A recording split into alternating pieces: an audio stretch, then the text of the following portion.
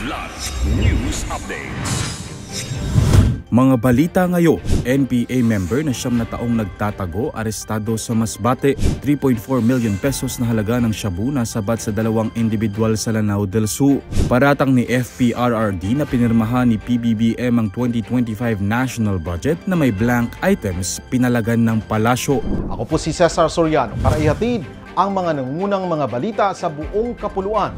Ngayon, arestado ang isang miyembro ng New People's Army o NPA na nahaharap sa kasong attempted murder sa Masbate.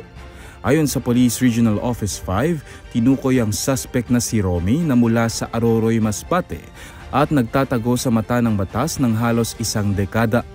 Naaresto si Romy ng Masbate Police Provincial Office sa isang manhunt operation sa Barangay Poblacion District 2 sa bayan ng San Jacinto.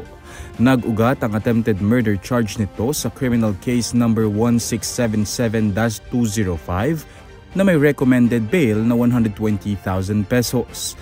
Sinasabing miyembro ang suspect ng Saligang Proletaryado sa lokalidad Larangan 4, Platoon 2, Kilusan Larangan Guerrilla North Sub-Regional Committee ng Bicol Regional Party Committee.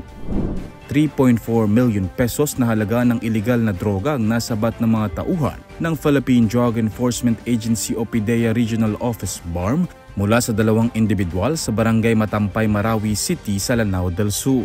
Kinilala ang mga suspect na sina alias Jamael at alias Mahid na parehong residente ng nasabing lugar. Nakumpiska sa 2 ang nasa 500 gramo ng shabu na nagkakahalaga ng 3.4 million pesos, buy-bust money, cellphone at 2 motorsiklo. Kasalukuyang nakadetain ang mga suspect sa PDEA BARM Jail Facility na parehong mahaharap sa kasong paglabag sa Comprehensive Dangerous Drugs Act of 2002. Bumuwelta ang Malacanang sa mga alegasyon ni dating Pangulong Rodrigo Duterte sa umano'y discrepancy sa 2025 national budget. Sa isang statement ngayong araw, tinawag ni Executive Secretary Lucas Bersamin na fake news ang kumakalat na ulat na pinirmahan ni Pangulong Ferdinand Marcos Jr. ang General Appropriations Act of 2025 nang walang laman ang ilang parte para mapunan ng administrasyon tulad ng isang blankong tseke.